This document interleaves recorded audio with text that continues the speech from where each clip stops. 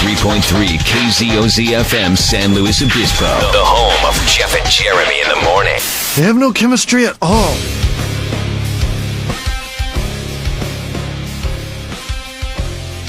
Jeff and Jeremy here online, KZOZ.com. Jeff and Jeremy in the morning is the podcast. Here comes Dumbass of the Day, and it's brought to you by our friends at Peterson's U-Cart.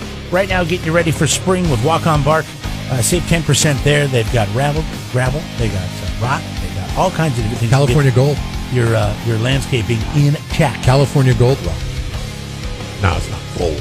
Is that that degenerated granite or whatever it's called? You're the degenerate. I am the degenerate. That's not what it's called. Decomposed granite. Degenerated granite. Go see him at Peterson's U-Cart on Augusta Road. Online, Peterson, the letter U-Cart.com. How pathetic can some people be? I used to work at Delta Airlines, and people would call in, and I could always tell they were going to ask something dumb because they sounded like a hillbilly. And here's how it would go. There'd be a flight that would leave Cincinnati at 8 in the morning and arrive in Nashville at 7:54. And every time they'd be like, "Hold up, are you telling me this plane is going back in time?" Yes, that's what I'm telling you. Delta Airlines is invented time travel specifically for hillbillies, and it's only 6 minutes at a time. So pack your duffel bag, head, and get on there. Dumbass of the Day. 93.3 KZOZ. A former Southwest Airlines pilot is accused of exposing himself during a flight from Philadelphia to Orlando. Michael Hake is charged with indecent exposure. No details on who may have witnessed this incident. A Southwest spokesperson says Hake left the airline before the company even knew about the charges. Yeah, I wonder why he left. Can they get him still? Now, if he's working for, I don't know, United or Delta or American or Northwest or whatever, can they? What if Spirit got him on a good deal, though? Oh, Spirit's going to keep him. Yeah, I might chose Generals, but, we got a good deal on this guy. He's a good pilot. I mean, his flight record is good, but he likes to show his junk to people. But we're getting him for a deal, Who's he showing the junk to? Okay, we got him on the last year of his rookie contract. Come on, think about it. Think about this situation. You got the captain. He's the Sam Darnold of the Airways. He's up there with the co-pilot, right? And he's the door shut. But he's also got the flight attendants, the flight crew, and they interact with him a little bit. They bring him food or coffee or whatever they want to drink as they fly the airplane or watch the controls as the computer flies. Does he show it to the co-pilot? Is he just goofing around like, "Hey, buddy, you want to see this?" Maybe he's an ex-military guy. I don't know. Military guys, they show their junk because, they've seen a lot worse, so it's not a big deal. It's not even that far of a flight. Philadelphia to Orlando. It's not? No. It's like a 2-hour flight. At least. It's like San Francisco to Seattle, probably. Yeah. Well, you think it's not. Maybe you do it on a short flight because, it could get awkward afterwards. And if it's on a 6-hour flight, I show you my junk an hour into it, then I got 5 hours of awkwardness if you're not into looking at my junk. Oh, what time frame in that 2-hour flight? So I think that's, 2 hours perfect. Maybe 90 minutes in, I'm like, hey, we're about to land. Hey, check this out. Woohoo! I've never understood that. Like, is that going to get anybody going? I don't even know why you would do it either. I don't know. Exposing yourself? Like, I never understood it. I mean, obviously, there's some kind of weird mental mindset. Have you ever showed anybody your junk? No. Either have I. Have you ever BA'd somebody, showed them your butt? No. Yes, you have. No, I haven't. Come on. Honest to God. Really? No. Not even your wife? I always thought the practice was stupid. Not even your wife? Even in high school. I must be. Even in high school, I had buddies that do it all the time. Oh, I didn't do it in high school. I've done it to like my wife or like friends. Don't look at me like that. Do you want to become a Southwest pilot? No, but I did. How do we know that when he exposed himself, that he didn't do that instead of, we're just assuming. We're jumping to the assumption. It says genitals. Your butt is not a genital. Your genitals is the front. I don't know. I do. Google it. Definite Webster. Go to Webster's, Merriam-Webster, whatever. Genitals are the front, not the back. My stepdad thinks it's funny to flash me when we FaceTime. I'll be calling him, and then he'll answer, and then there it is. I'm like, come on. Can't even run away from that. I didn't even know it was coming. So sometimes I flash him. I mean, not flash him. Is there a way to change contacts on your FaceTime? Yeah, it's just their name. You just change your name, you mean? You just change somebody that he talks to that he has a high amount of respect for, change their name to your name. Go in his phone and put my name in. Yes. And then when they call, so yeah, he's sitting there and he like just, his mom. Oh, she would chew his ass. She does. She would chew his butt. His mom. Gosh, I just wish I got to drive 6 hours to get to him. Well, next time you're there. And I can't tell my mom how to do anything on an iPhone. Right. She can't. Just next time you're there. Next time you're there. Memorial Day. Okay. I'm going to do it. Send a reminder in your calendar right now. Do it. Because if you don't, then you'll forget. Set a reminder for Memorial Day to change Jeff's contact to my name. Yeah, you'll figure it out. That's enough to remind you. All right. Change Jeff's contact to my name. Yeah, that'll work. I'll be like, what does that mean? The hell did I set this for? Change Jeff's contact. Hey, great. Oh, it's Jeremy. Hold on, let me take my pants off. Mom! Oh my God! See, he would do it to his sisters. He would do it, but not his mom. I don't think he'd do it to his mom. I did it once to you. I changed it on your phone. See, you did do it. Oh, no, you didn't. I changed it on the phone. I said I was Chuck Liddell, and Chuck Liddell's ex-wife wanted to advertise on the radio program or something like that. My phone rings. I'm sitting at my Jen. desk, and it says Chuck Liddell. And God, I haven't heard from this guy in like 4 or 5 years. I pick it up. I'm like, Chuck? Yeah. As soon as I heard your voice, I knew something was up. Well, I texted you You at started first. yelling. I Oh, that's texted what you it was. at first. Yeah, I that texted you at was first. I said, "What's the deal with my ex-wife? You guys going to do something with her?" Yeah, this is. And I could hear you in the other room, and you're like, "What do? I don't know what to do." Like you're talking to other people. You're like, I've been cracking up laughing. Then I finally figured I was going to call you and try to act like Chuck. Maybe instead of exposing your genitals as a prank, maybe do another prank, like changing somebody's contact information in their phone and then messing with them that way. I don't know. Can't get arrested. In this day or and lose your age, job. that would probably get you arrested. Congratulations, Michael Hack. H-A-A-K, is that how you'd say that? Hack. Sure.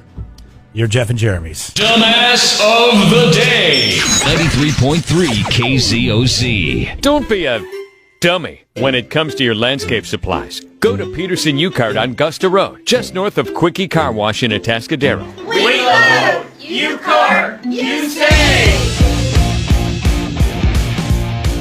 I'm surprised that you didn't make the Family Dollar semi-truck driver on Old Creek Road the other day. You know what? I've been there. I've done it. I thought I had enough room. What? Because you're that's right. You I've tow never, a boat. You tow a boat. I've never done anything with my boat, thank God. But I've had to back up before when I thought I was like, man, I should probably swing with the ladder. Nah, I got this. And then I look down. I'm like, oh man, it's embarrassing to have to back up. I gotta when you're. find that and share it. I'll tell you this right now, just as a guy, That's awesome. anybody who pulls a trailer, it's one of the best things I've ever if seen. you don't make the turn and you have to back up, you almost would rather just push through it just to chance it because it's a little embarrassing to back up. It happens to everybody though, so that's what I have to tell myself. And it's at the end of the day, it's worth backing up so you don't damage your product or your rig or whatever. But we saw this picture and Jeff's sharing it, and go over to our Facebook page at Jeff and Jeremy of this semi truck, and we thought it was Old Creek Road. Did you verify that it is Old Creek Road? Yeah, it is. It is. This poor guy, he's never going to live this down. When the other guys find out about it, it's going to be a tough one to get past. Okay, but this is what I don't understand, okay, is how is it that this truck, the driver of this truck, goes that deep into Old Creek Road to where it gets to the point where it's the switchbacks, essentially, for lack of a better term. And there's that area without saying, maybe I should try to figure out a way out of this. But then, again, it's going to be incredibly hard for you to turn around at any point because he was going north. Well, why Old Creek Road anyways? Northbound. Well, I'm sure Google Maps told him to go there. Google Maps tells everybody to take Old Creek Road.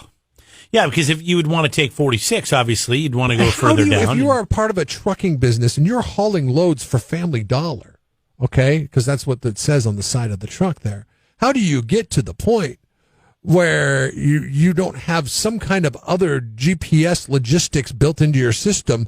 You're just relying on Google Maps. Well, that's what we do, right? I mean, I have an iPhone, so I use the iMaps, but practically the same thing. And this is so just, I feel bad. So what was the outcome of this? Do we know? CHP was able to get him cleared and get him out of there. I have no idea how. I mean, because it's like Austin Did they back Powers. him down and make him back all the way out, or does he keep going forward? So, like, I was looking at other pictures. So, the picture I saw was where he tried to make that really tight hairpin going up and got caught.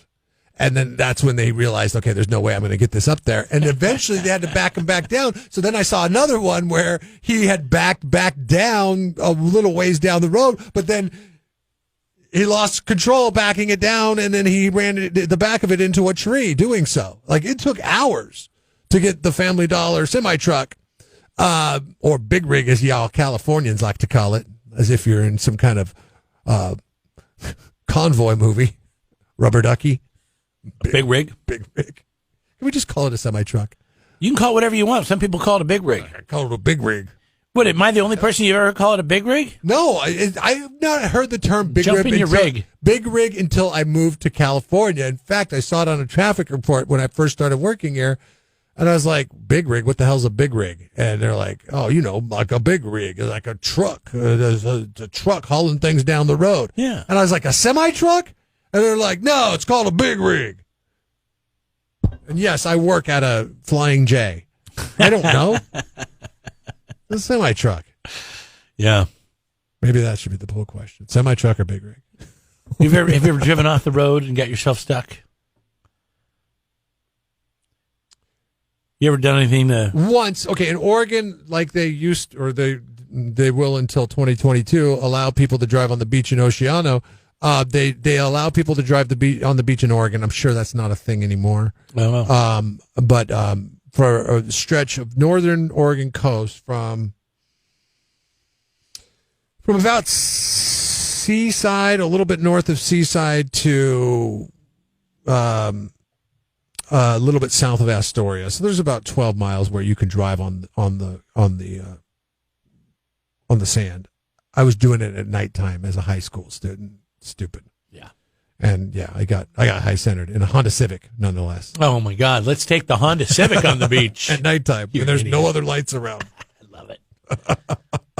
Not a smart move. Yeah, I had a lowrider and I took it up into the mountains, and I thought I could turn around, and then all of a sudden I went a little too far, and the back tires went off the road into the kind of the ditch, and I was high centered, and that wasn't the worst part. I did cause some damage to the bed of the truck. It was when I took it to my uncle's body shop, and the phone call he gave my mom, because I took the leaf springs out of the truck to lower it. And, yeah, I got yelled at for that and how dangerous it is, yada, yada, yada. And my mom doesn't understand any of this, but she just hears danger, and then I got yelled at there. But then, the good thing was I did this with my buddy in the garage. She dropped the leaf springs to lower it, and that's the cheap way to go. Then she paid for the right way to do it. So I got my butt chewed, but at least I got it done right. Yeah, well, that's the thing. The lowering blocks. You not only you got your butt chewed, but then you got a better repair job on your car. Yeah. Does this guy get written up by the boss? Does he get a warning? So Does he get I was anything? thinking about this, like with the airplane guy. It's like, how does that guy get to the point where he's flying a plane for Southwest if he's predisposed to showing his junk to his coworkers? How does this guy have a job as a truck driver if he thinks he's going to go up Old Creek Road? Well, it's the I pandemic. can't believe you're somewhat sympathetic to this. This guy knows may have been what an accountant and decided that he lost his job, so he has to be a truck driver now. Maybe he's just doing the best he can. Is this the first go round for this guy? I mean, is this the first load that he's ever had to haul? It just happened? And where the hell is the closest Family Dollar, for God's sake? Yeah, where's that at? Like, there is no... It's probably something in Morro Bay. Morro Bay has the weirdest stores. And they probably have a Family Dollar. And there's another one probably not until you get to Fresno. Okay, I got to look up the closest Family Dollar. Because I know there's one in the pistachio capital of the world. Oh, God, why can't I remember the name of that little town? Nope, you're right, Jeremy. There is one in Morro Bay. I just knew it because Morro Bay has got all the weird stores. They've got all these unique things. There is one in Morro Bay. What the hell? Just a guess. Just knowing my area. So this guy was probably going Morro Bay to the town that I'm thinking of that I could never... Avenal. Yeah. He was going Morro Bay to Avenal because it would have told you to take Old Creek Road. Oh, my gosh, that poor guy. Whoa! Jeff and Jeremy in the morning. Jeff and Jeremy here online. KZOZ.com is where you can find the SurfNet communication poll question. Yesterday, it was announced that the Coors Field is going to be the new site for the Major League Baseball All-Star Game this year. After MLB moved it from Georgia, we're asking Can you give me the backstory on that? I was on vacation. I missed a lot of this. Right. Why did they take it out of Georgia? I know it has something to do, and if you don't know, that's okay. I'll just look it up. with the voting law. With the voting law. What was the problem with the voting laws? Was it because they were going to make you actually show your ID and vote, and not just let you mail something in? There's a lot of opponents of the new voting law in Georgia say that it's designed to make it so certain people can't vote. Mainly, I think black people can't vote the way that they structured it. So then there was an outcry. How would that even be possible? From a lot of people, and the outcry from a lot of people to Major League Baseball was like, you can't do your game in Atlanta this year because of their voting laws. And Major League Baseball, so you're telling in me, fear of cancel culture, said, okay, fine, we'll take our move game. it, yeah. And it's going to cost Coors Field. Well, it's going to cost them so much state money. hundreds of millions of dollars. Well, it's only going to cost the state hundreds of millions of dollars. It's going to cost Major League Baseball hundreds of millions of dollars. To move something last minute like that is a logistical nightmare. I just can't imagine that we live in a country where if you register to vote, that you're not able to vote because of the color of your skin. That sounds crazy to me. And I have a feeling there's a little bit of coloring on both sides of this thing that we're not really getting the straight answer. The poll question is, do you think they made the right decision in moving the All-Star game from Atlanta? Well, damn it, now I got to do more homework because I don't know enough about this voter registration thing. Yes, you got to make a stand. No, you got to make a stand, or just play ball. Not everything has to have a friggin' cause attached to it. Let us know now. SurfNet Communications poll over there at KZOZ.com. Wake up. Jeff and Jeremy in the morning. Hey, we're giving away $25 to go to either Pappy McGregor's or 1122. Thanks to Pappy's and 1122 for jumping on board and being a brand new sponsor of the Jeff and Jeremy Show. Great place to eat, great place to drink. Everybody loves Pappy's up in Paso Robles, and we're just happy to be tied up and working with them again. One of the few places you could do indoor-outdoor. Yeah. Right. Yeah. Like now at the same time. See, we're turning the page here. We're turning the corner. I'm At the telling same you, time. this Courtyard. pandemic is here, but come on, I see the finish line. How is that seen amongst the eyes of the public health when you're eating outside, but you're actually inside? Is that like... I don't see if a place has doors that open to the street and it's pretty much just like sitting under an awning, then there you go. But I'm talking about the courtyard area, like back before like when they let you out of 1122 and you go out into the courtyard. Is that outside? Is that inside? That's outside. Okay, that's how I see it. I mean, there's no roof over my head, so outside. that looks like outside. It's something you and I never saw growing up in a state where it rains 90. No, yeah, that never happens. 90% That's why they put of the days. That's why they put a lid on the baseball stadium. Yeah, should have put one on the football stadium. Speaking of football, did you hear about Tom Brady's rookie card? How much it went for? No, your mind will be blown. I saw that George Washington had a lock of hair sold for like a ridiculous amount of money, and I thought, how the hell do you know that's even his hair? Yeah, I wouldn't. I 40 grand, by the way. George Washington hair. Okay, Tom Brady rookie card. Now, keep in mind, okay, there was about 100 of these cards produced back around the year 2000. So the rarity of the card is what is a big driving factor in the price of this card. Okay. It is the most expensive football card ever sold. Mickey Mantle card is the 1952 Mickey Mantle card is the most expensive baseball card that's ever sold. What do you think that sold for? Mickey Mantle card. God, it seems like a lot rookie of card money for. I want to say it was $1 million. 5.2 million. Wow. So, if Tom Brady has the most expensive football card that has ever sold, keep in mind it was rare. So there was one of 100. I mean, there's somewhere in this world there's probably maybe another 40 of them laying around somewhere, in somebody's attics or something like that. How much do you think the Tom Brady rookie card sold for? It can't be more than the Mickey Mantle. It's not. It's not. But it's football, and it's Tom Brady, but he is the GOAT. And oh, did you just admit that Tom Brady's the greatest of all time? I think he is. I do too. No, I do.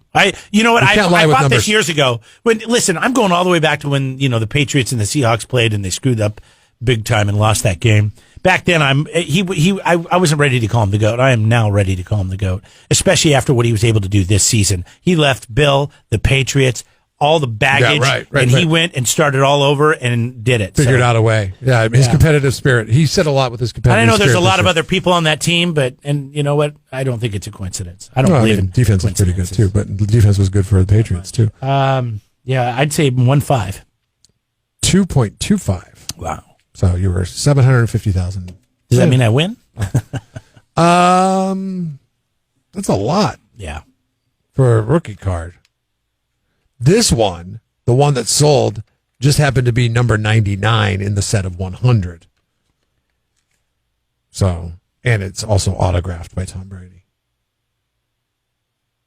So that's got to carry some value, right? Yeah, no, for sure. I had once I'm sorry, I'm thinking about my baseball cards because I haven't looked at them in decades. When I collected cards, and I'm just curious if I have anything that's worth anything. The adults that collected cards, so Jeremy and I, you collect cards, I collected cards. I was kind of deep into it for a while, like I would say 4 years from 6th grade to about 8th grade. So for about 2 to 3 years. Oh, okay. I got into it like around, I don't know, 7th grade until I was in high school. Which was a terrible time because the market got flooded with baseball cards because the companies that made the baseball cards saw the need and they're like, wow, this is really popular right now.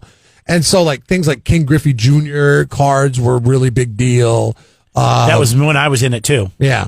Then I think you would have the error cards that would come out, like Billy Ripken's error card. FU, whatever it was. It said F-face. F-face, on the base of his bat. Yeah. Yeah. Which is funny. That was Don Russ too, wasn't it? Upper Deck. That was a Fleer. Was that Fleer? Yeah, that was a Fleer card. Like Griffey's rookie cards, I don't think they're worth much anymore. The Keith Comstock era. Do you remember the Keith Comstock era? No. The Padres was supposed to be in blue, but it was in white. And I had a blister pack, which was 3 packs in one, but you could see through. And on the front was the Keith Comstock era. I found it like a store somewhere, and I was like, "What?" I bought it for like $1.99, and it was supposed to be worth like hundreds of dollars, right? And then the price just went down because the market was flooded with them. Yeah. And it was a bad time. But do you remember? How do you even find out the value of your cards? Beckett, right? I mean, that's how we did it when we were kids. Yeah, but how do I know if anybody wants to buy it? Like, I started collecting around 86, and I got out probably 90. So I've got 3-4 years there. Yeah, same time. I think I gave all mine away. I have them still at my mom's house because the price went down on all of them. Like the price was a lot for one. But maybe I have some fantastic card in there. I had guys come up to I would wait outside Mariners games and wait for guys like Fred McGriff. Signed his rookie card for me when the Mariners played the Blue Jays, and I said that was my prized possession. Fred McGriff. Rookie card signed. Okay. I'm like, dude, look at this. I'm selling it at like a swap meet somewhere, probably Federal Way or something like that, Washington. And, this guy comes up to me, an adult doing business with a kid that is like 13.